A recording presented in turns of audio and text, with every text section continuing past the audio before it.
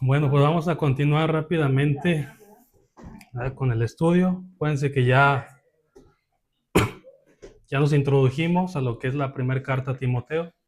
Ya estamos leyendo versículo por versículo a partir del primer capítulo. Ahorita vamos a terminar el capítulo 1. Lo dejamos ahí a medias. Así que vamos a continuar con ese primer capítulo de primera Timoteo y lo vamos a terminar. Y así vamos a seguir, ¿verdad? Van a poder ustedes fijarse que en algunas partes pues va a ser rápido, va a ser más rápido, no nos vamos a detener tanto. Por ejemplo, los siguientes dos capítulos, capítulo 2 y capítulo 3, pues realmente no refieren muchas cosas hacia el evangelista, que es lo que nos estamos enfocando. Más bien habla del comportamiento que deben tener o las cualidades que deben tener los ancianos, que deben tener las mujeres, cómo debe ser la oración y no se está centrando tanto en lo que debe ser la obra de Timoteo con sus cualidades. Entonces ahí no nos detendremos tanto porque no quiero profundizar en esos temas. Y así, ¿verdad? Van a haber pedacitos donde nos podamos ir más rapidito, más veloces. Ahorita este primer capítulo, pues sí, nos está diciendo varias cosas que es importante señalar, que es importante comentar, dejarlas dichas. Y bueno, después de esta primera carta a Timoteo, una vez que la terminemos, continuaremos por cronología con la carta a Tito, ¿sí? Eh, Según lo que relata el libro de los Hechos, Pablo es encarcelado y es llevado a Roma, ¿verdad? Que él quiere presentarse delante del César, quiere dar sus argumentos. Y bueno, según dicen los que conocen de la historia, una vez que él es encarcelado, Pablo sale libre de la cárcel, ¿verdad? Eso que está relatando Hechos y que Pablo es encarcelado, bueno, después es dejado en libertad.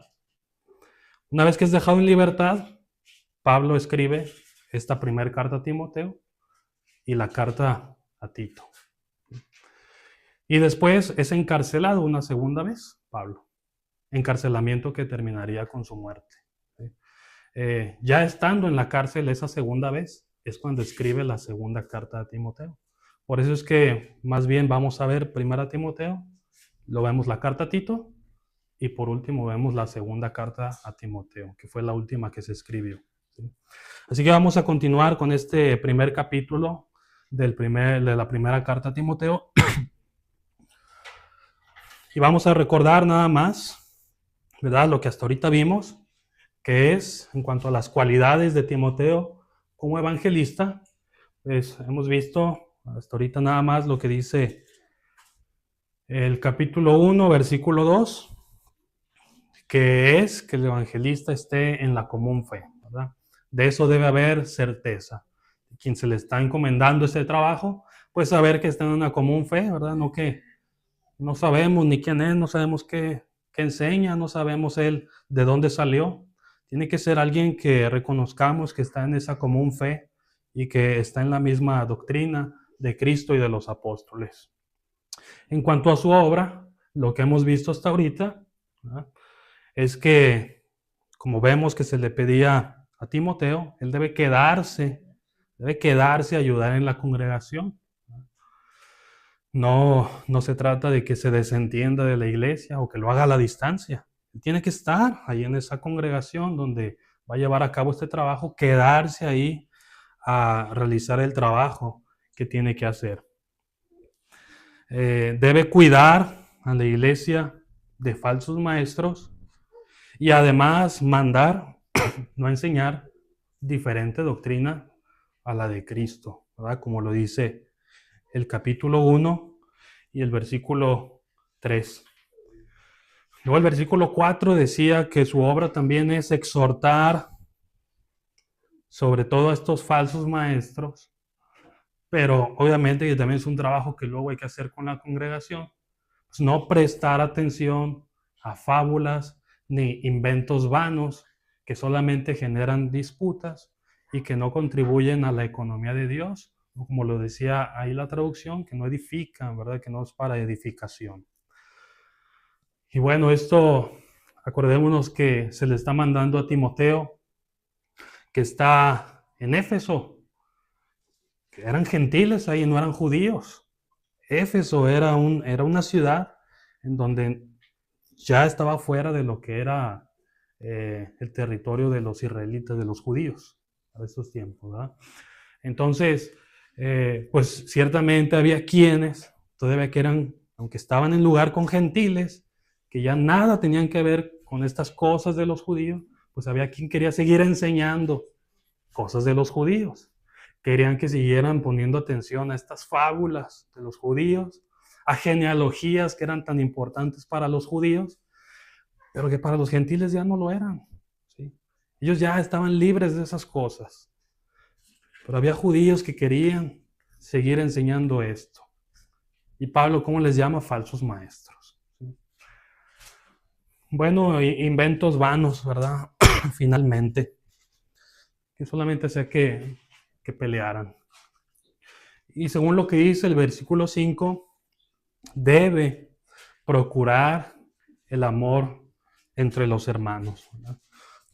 So, Pablo le decía que el propósito de esto que le estaba mandando, ¿verdad?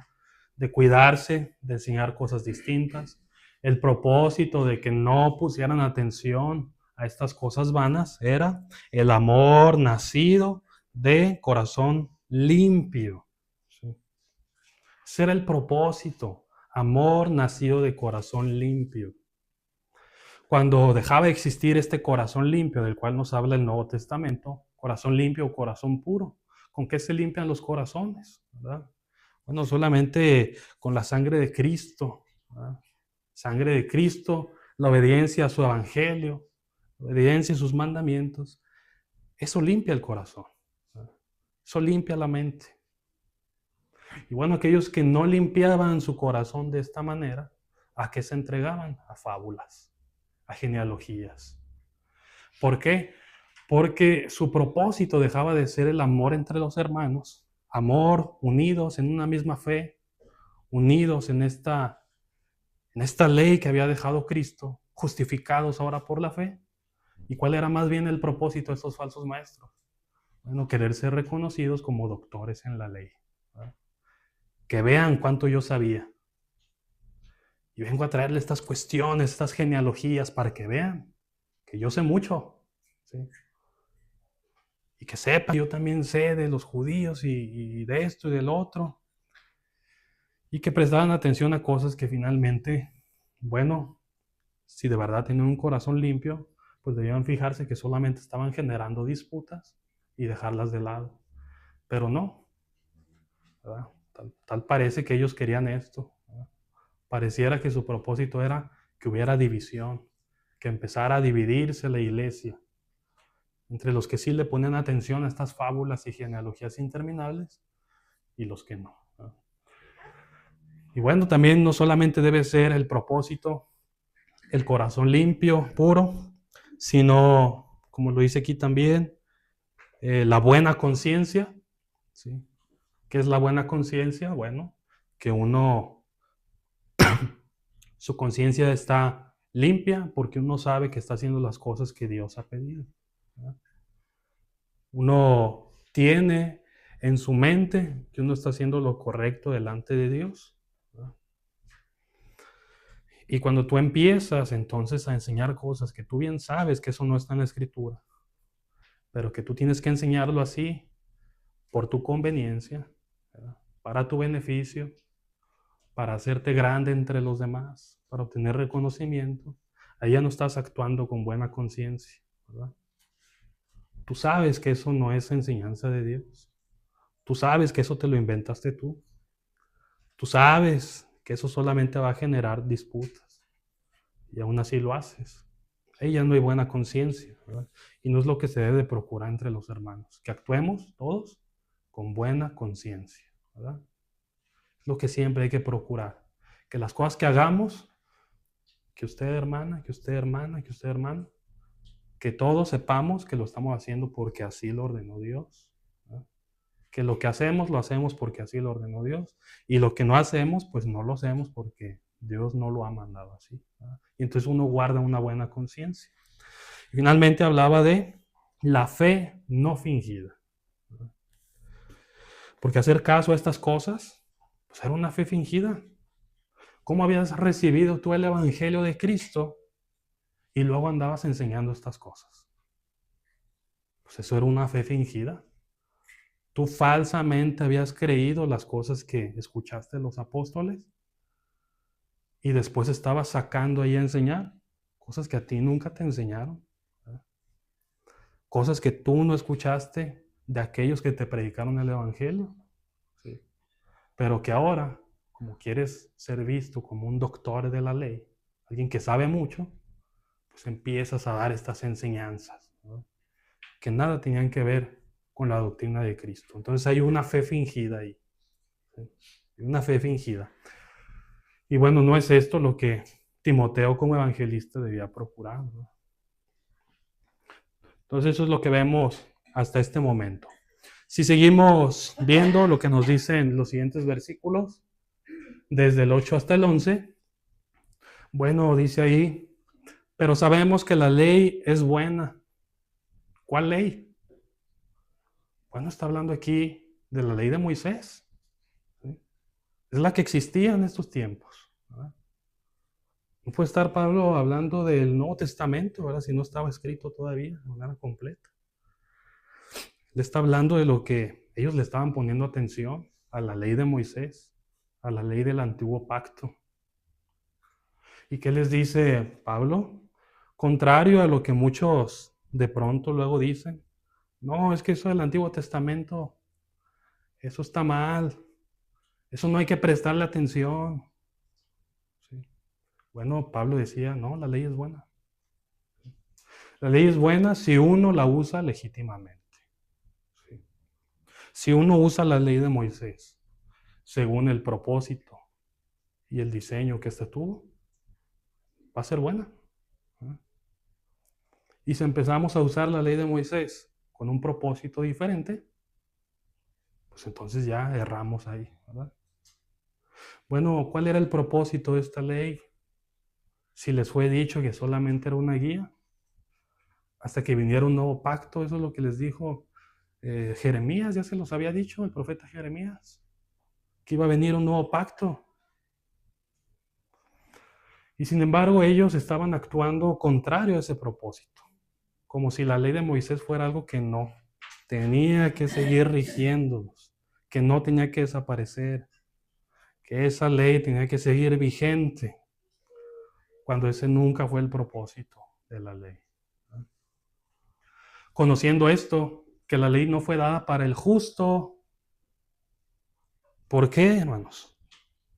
Bueno, porque los de Éfeso, perdón, los de Éfeso habían sido hechos justos, ¿verdad?, por la fe.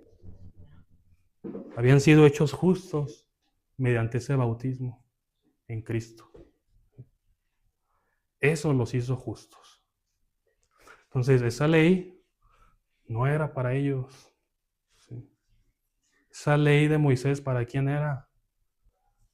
Para, dice ahí, los transgresores.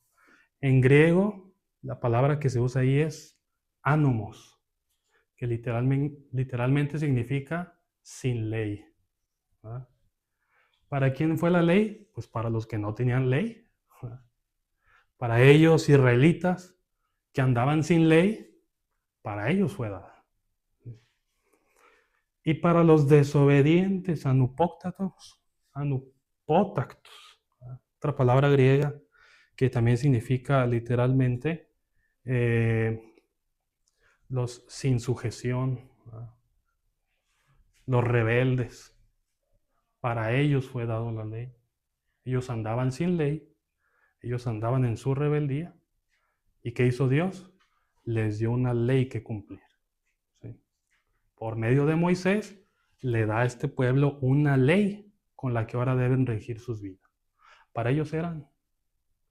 ¿Y los cristianos no tenemos ya una ley? ¿Sí? Los cristianos, quienes hemos sido justificados por la fe, ¿No tenemos ya nosotros la ley de Cristo? Entonces les dice Pablo, es que para ellos como cristianos no es la ley. Ellos ya tienen una ley. La ley fue dada para los sin ley, para los rebeldes, para los que no estaban sujetos a nada, para los impíos y los pecadores, para los irreverentes y profanos. ¿Sí? ¿Quiénes eran estos? Bueno, los que usaban en vano el nombre de Dios. ¿Sí? ¿Qué es lo que decía el Antiguo Testamento, verdad? No usarás el nombre de Jehová tu Dios en vano. Para los parricidas y matricidas, honrarás a tu padre y a tu madre. ¿Sí? Para los homicidas, no matarás. Para los fornicarios y los sodomitas, no cometerás adulterio. Para los secuestradores, que la palabra griega literalmente es para los que roban hombres. ¿Sí? No hurtarás, decía la ley. Para los mentirosos y los perjuros, ¿verdad? No levantarás falso testimonio. Y para cuanto se oponga a la sana doctrina. También la ley era para eso, para el que se opusiera a la sana doctrina. ¿Por qué? Porque la ley dirigía a esta nueva ley. ¿Sí? La ley de Moisés dirigía a la ley de Cristo. Así que la misma ley de Moisés servía para aquellos que se oponían a la ley de Cristo. La mismita ley de Moisés servía para aquellos que querían seguir imponiéndola. Entonces, para todo el que se opusiera a esa sana doctrina, esa ley de Cristo, también la ley, si se utilizaba legítimamente, también servía para eso.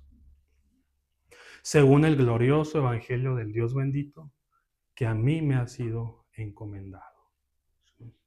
Entonces, ¿cuál era la obra aquí del evangelista? Bueno, saber usar la ley legítimamente. ¿Sí?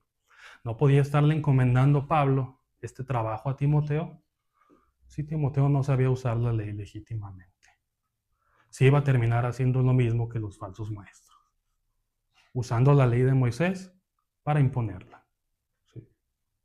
Entonces, un hombre que esto quiere hacer con la iglesia, que esto quiere enseñarles a seguir las leyes del Antiguo Testamento, a seguir los sacrificios, a seguir los ritos, ¿verdad? A la circuncisión, a estas cosas que se les dice en las cartas de los hebreos. Esto fue sombra. Eso no era perfecto, bro. Eso no tenía un fin de justificarlos. Aquel hombre que sigue queriendo poner estas cosas en la iglesia no es apto para realizar el trabajo de un evangelista, porque no sabe usar la ley legítimamente. Y aquel hombre que se para y les dice que la ley de Moisés es mala, que la ley de Moisés es inútil, que la ley de Moisés no sirve para nada, ese tampoco es apto, porque no sabe usar la ley legítimamente, no sabe que si la usa bien, puede ser buena. ¿Ah? Esto debe conocerlo el evangelista. Entonces, ahora fíjense, por ejemplo, cómo se refería el salmista aquí hacia la ley. No se refería a la ley como algo malo. No se refería a la ley como algo que debía desecharse, que no sirviera para nada. Él decía, la ley de Jehová es perfecta. ¿A cuál se está refiriendo? ¿A cuál ley? Pues a la ley de Moisés, era la que existía en el Antiguo Testamento. Esa ley es perfecta, decía el salmista. Esa ley convierte el alma. Esa ley hace sabio al sencillo. Si uno la sabía usar legítimamente, esto podía ser la ley. ¿Verdad? Uno, si sabe usar legítimamente la ley del Antiguo Testamento, uno va a encontrar en ella algo hermoso que les dejó Dios al pueblo de Israel. Algo maravilloso que Dios, que Jehová le había dejado a ese pueblo rebelde. ¿Sí? Si uno sabe usarla legítimamente, uno va a saber que esos mandatos que Jehová daba eran rectos, que alegran el corazón, como el salmista lo sentía. Que su precepto alumbra los ojos. ¿Sí? Que el temor permanece para siempre, que los juicios son verdad, justos, y que esos juicios, estos mandamientos deseables son más que el oro. Fíjense cómo los está describiendo, ¿sí? No como algo malo, no como algo inútil, sino como algo maravilloso y más deseable que el oro. Más deseable, más dulce que la miel, dice ahí, así recién salidita del panal. Entonces, el que sabía usar la ley legítimamente sabía esto acerca de la ley de Moisés, ¿verdad? Que puede uno deleitarse en ella, que puede ser maravillosa, ¿verdad? Pero que ahora quien ha sido justificado por la fe ya tiene una ley bajo la cual regirse, ¿verdad? Ya esta fue la guía. Y uno sabe que uno puede encontrar sabiduría en esta ley de Moisés. Sí, pero ahora tenemos nosotros la ley de Cristo, bajo la cual ahora nos regimos. Y entonces Pablo aquí lo que comienza a hacer es nada más comenzar a describir lo que el Evangelio de Cristo sí hace en una persona, contrario a lo que sucedía con los falsos maestros. ¿Sí? Los falsos maestros ya conocían el Evangelio de Cristo. ¿Y qué pasó con ellos? Se perdieron. ¿Sí? Conocían el Evangelio de Cristo, pero no actuaban con amor.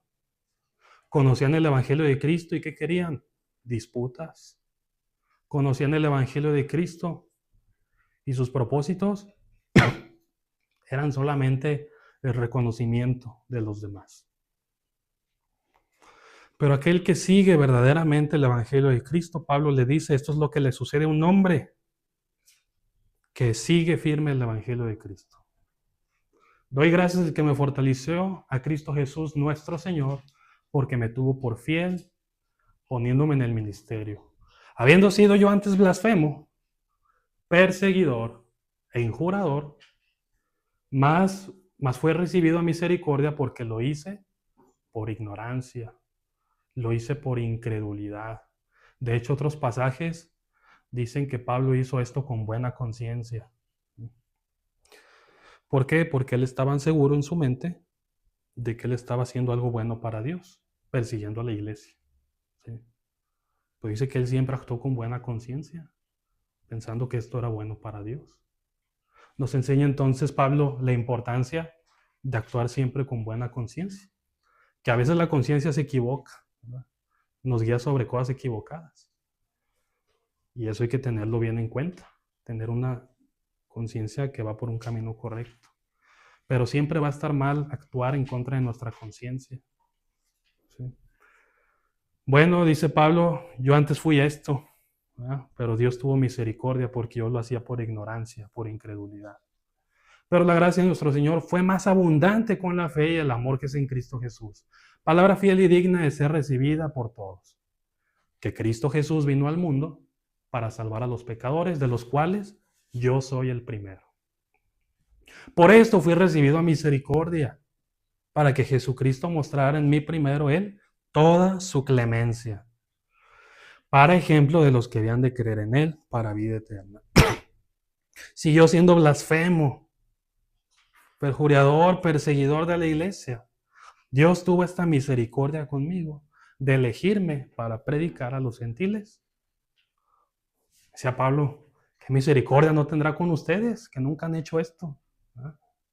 Que han vivido en maldad, pero no han hecho las cosas que yo he hecho. ¿Ah? Porque a veces uno se siente mal por la vida que ha tenido, pero ¿quién ha hecho lo mismo que Pablo? Estar de acuerdo en que maten a alguien, estando ahí feliz, contento de que estén matando a una persona. Pablo lo hacía. ¿Sí? Él daba su voto a favor para que mataran, ¿sí? Para estar persiguiendo a la iglesia, hacerlos que huyeran, ¿verdad? ¿Quién de nosotros ha hecho eso? Perseguir a la iglesia, torturarlos, hacer que huyan, ¿verdad? Bueno, Pablo dijo, yo hice todo esto y aún así Dios tuvo misericordia de mí. ¿Cuánta misericordia no tendrá por ustedes? Por tanto, al Rey de los siglos, inmortal, invisible, al único y sabio Dios, sea honor y gloria por los siglos de los siglos. Amén. Ahí está esta doxología que dice el apóstol Pablo. Bueno, aquí está lo que el Evangelio verdaderamente hace en una persona. Lo cambia, lo transforma, ¿sí? Le permite ser una persona diferente, ¿sí? Muy diferente a aquel momento en el que nos bautizamos. Todavía nuestros pecados, todavía gozándonos de las injusticias, todavía en la vanidad del mundo. Cuando uno se entrega al Evangelio, dice Pablo, le sucede esto. Uno cambia de esta manera. Ya no está uno metido en envidias, en pleitos, cosas pecaminosas, ¿verdad? Ya uno se entrega a las cosas de Dios, contrario a los falsos maestros de los que nos está hablando ahorita, ¿sí? Fingiendo su fe. Bueno, por eso Pablo está diciendo todo esto aquí en estos versículos, ¿verdad? Pero él está hablando de él mismo. Y bueno, finalmente termina el capítulo, el primer capítulo de la primera carta a Timoteo, diciendo esto de aquí. Hermana Doris, ¿me ayuda a leerlo, por favor? Sí, gracias. Este mandamiento, hijo Timoteo, te encargo, para que conforme a las profecías que se hicieron antes en cuanto a ti, milites por ellas la buena milicia, manteniendo la fe y buena conciencia, desechando la cual naufragaron en cuanto a la fe algunos, de los cuales son Himeneo y Alejandro, a quienes entregué a Satanás para que aprendan a no blasfemar. Sí, gracias. Entonces, le dice, este mandamiento te doy, hijo Timoteo. ¿Por qué le dice hijo? Bueno, lo platicamos al principio, ¿verdad? Probablemente Pablo le había bautizado, ¿verdad? O se había bautizado por la predicación de Pablo. Esto te encargo, ¿verdad? Dedícate a esto. Concéntrate en estas cosas que te estoy pidiendo. Para Pablo era bien importante el tema de los falsos maestros porque se estaba acrecentando mucho. Y muchos cristianos estaban abandonando el camino por prestar atención a estas cosas. Pablo le dice, es necesario que te concentres en este tema de los falsos maestros, para que conforme a las profecías que se hicieron antes en cuanto a ti, ¿verdad? Probablemente recordemos que algunos tenían don de profecía y parece ser que se habían hecho algunas profecías en cuanto a Timoteo, en cuanto al trabajo que él iba a realizar como evangelista, ¿verdad? Entonces le dice, hazlo, ¿verdad? Para que se cumpla esto que se habló en cuanto a ti. ¿Y qué tenía que hacer entonces Timoteo? Militar por ellas la buena milicia. Militar la buena milicia. Entonces nos pone en la mente esta figura del soldado, ¿verdad? Militante, dispuesto a pelear, preparado, capacitado para esa pelea. Eso es lo que tenía que hacer Timoteo como evangelista. ¿Cómo tenía que hacerlo? Bueno, ahí dice, manteniendo la fe y la buena conciencia. ¿Sí? No insultando, ¿verdad? No yendo a hablar mal de las personas, no gritándoles, no golpeándolos, no yendo con una espada a matarlos, ¿verdad? ¿Cómo tenía que militar esa buena milicia? Manteniendo la fe y la buena conciencia. Y bueno, es algo que Pablo sabe que hay que estar eh, muy dispuesto para ello, con mucha voluntad, para lograr esto, ¿verdad? Eso se lo estaba pidiendo específicamente a Timoteo, que mantuviera la fe y la buena conciencia. ¿Qué pasaba cuando algunos desechaban esto? ¿Qué pasaba cuando algunos no le daban importancia a mantener esa fe, mantener esa doctrina que les había sido enseñada? ¿Qué, qué pasaba cuando algunos dejaban de lado la buena conciencia? ¿Sí? y contrario a su conciencia, empezaban a actuar. Dice ahí, naufragan. Ahora nos pone una figura marítima, ¿verdad? Del mar, cuando uno anda en el mar. ¿Y qué es naufragar? Estar a la deriva. Ir sin rumbo, estar a la deriva. No sabes ni para dónde vas. No traes brújula, no traes mapa, no traes nada con qué guiarte, ¿verdad? Y entonces, ¿qué vas haciendo? Pues dejando que el barquito y vaya, ¿verdad? A ver a dónde llegas. Eso le pasa a los que dejan de lado la fe y la buena conciencia. Naufragan porque se quedan sin guía, ¿sí? Se les olvida esa guía que deben de tener. Entonces le dice Pablo a Timoteo, agarra tu brújula, ¿sí? Agarra tu mapa, aquí está, no naufragues, ¿sí? Si uno se pone a estudiar esto, uno nunca va a actuar con mala conciencia. Uno nunca va a hacer las cosas diciendo, pero ¿será que si es esto así? ¿Será que si estoy haciendo bien? ¿Será que esto que hacemos aquí ahorita será agradable delante de Dios? ¿Que estamos teniendo este estudio? ¿Será bueno reunirse los domingos? ¿Será bueno esto que hacemos de el pan sin levadura, el jugo de uva?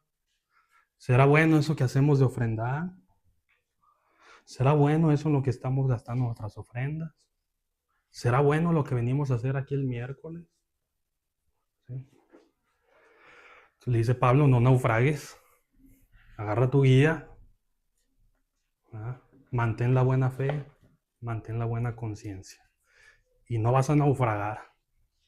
Y no vas a caminar como no sabiendo para dónde vas. Vas a tener bien claro hacia dónde vas. ¿Sí? Vas a tener bien claro que cada movimiento que haces, ¿por qué lo haces? ¿Verdad? Y así lo hacen los que van en el mar, ¿verdad? Sus barcos. Bueno, yo me imagino, yo nunca me he subido a un barco, pero yo me imagino que deben de tener sus aparatos, sus brújulas, o quienes se guiaban por el cielo, por las estrellas, ¿verdad? Ahí va, ellos saben para dónde van. Si uno se sube a uno de esos lugares, pues uno ve para todos lados y dices, pues todo se ve igual. Volteas para ver, para allá hay mar, y para allá hay más mar, para allá hay más mar. Pero ellos saben lo que hacen. Cuando va uno en el avión, pues me imagino que es lo mismo, para todos lados que volteas a ver, pues todos son nubes.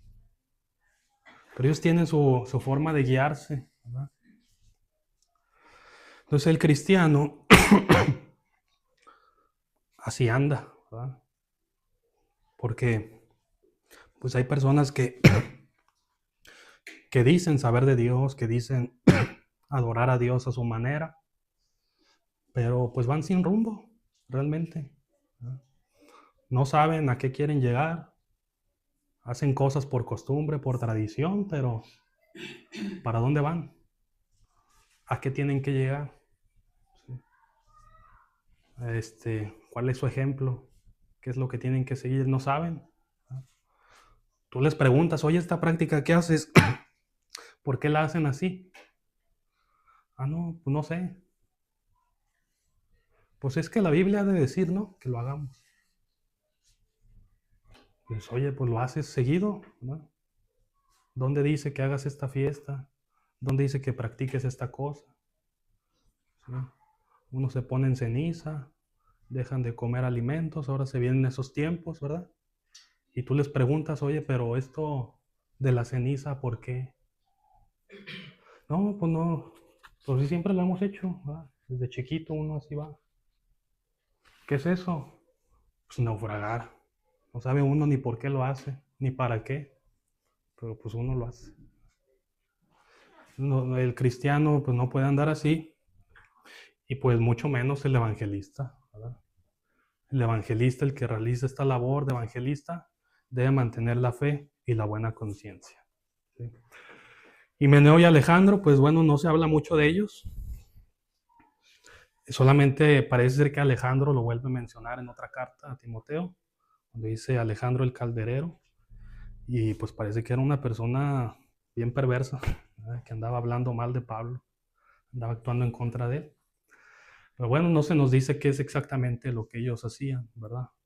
Pero sí dice que Pablo los entregó a Satanás, ¿verdad? Probablemente aprobando que les quitaran esa comunión, ¿verdad? O alguna cosa así, o que se les disciplinara fuertemente.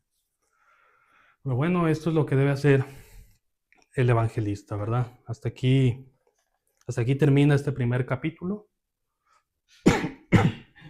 Y es solamente lo que nos dice este primer capítulo acerca de quién va a desempeñar esta labor, ¿verdad? Que es importante que mantenga estas cosas: fe, buena conciencia, el amor, ¿verdad?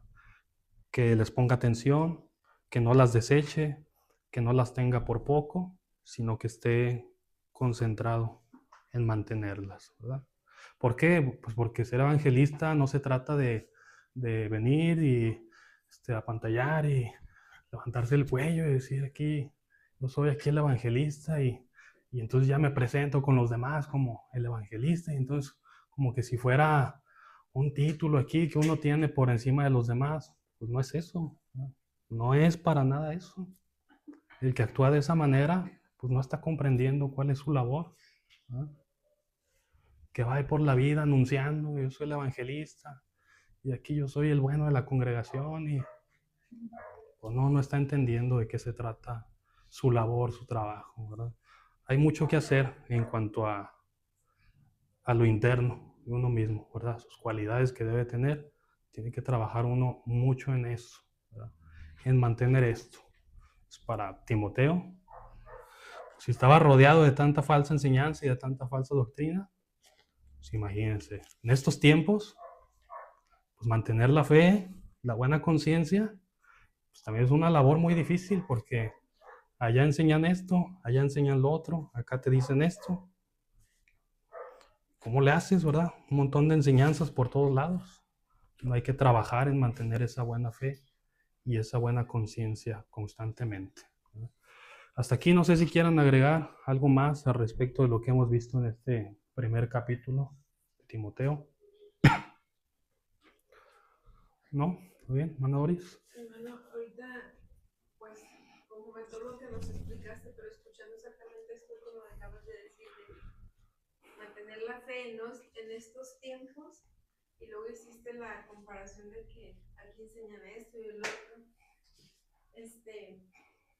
Sin duda que como el precio, o uno de los precios que tiene que pagar el evangelista, es de pronto, pues la soledad. O sea, como que andar solo en el camino. Sí está la iglesia, sí estamos todos los hermanos, y que atentos queremos escuchar y queremos seguir creciendo, pero la tarea del evangelista es como que, pues así, muy de solos, porque, por ejemplo, en tu caso y los evangelistas, pues que en su mayoría empiezan así, jóvenes. ¿Cuántos caminos torcidos ofrecen las denominaciones donde precisamente no se sienten solos? Porque son grupos nutridos, son jóvenes que hacen esta actividad, que van para acá, que se reúnen allá, que tienen este otro congreso y así, pero en realidad, si se mantienen precisamente en la enseñanza de la Escritura, por algo Pablo les encargaba tanto a Timoteo que se mantuviera pues firme, y le hacía esas comparaciones como de soldado, porque es una tarea difícil. Pues sí, en cuanto a eso, sí, ¿verdad? Aquí se menciona muchas veces que era, pues uno, ¿verdad? Que habrá iglesias que a lo mejor no se dan el lujo de tener dos, ¿verdad? Pero por lo general, pues siempre evangelista es uno, ¿verdad? En la congregación, eso es lo que suele ser, ¿verdad? Cuando se nos habla de ancianos, pues nos habla de una pluralidad de ellos, ¿verdad? Que entre ellos se apoyen. Pero aquí le está pidiendo algo a Timoteo, ¿verdad? Tú, Timoteo. Y vamos a ver, vamos a seguir viendo más adelante que, pues en realidad no es algo que le está pidiendo a la iglesia, ¿verdad? Se lo está pidiendo a Timoteo. Timoteo, cárgate de esto, cárgate del otro. Y bueno, vamos a seguir viendo también como Timoteo, pues parece que tenía mucho miedo de algunas cosas que estaban pasando, ¿verdad? Sin embargo, Pablo le dice: éntrale, tienes que hacer esto, ¿verdad? Esto te encargo para que se cumplan las profecías, lo que se ha dicho sobre ti, ¿verdad? Trabaja en esto.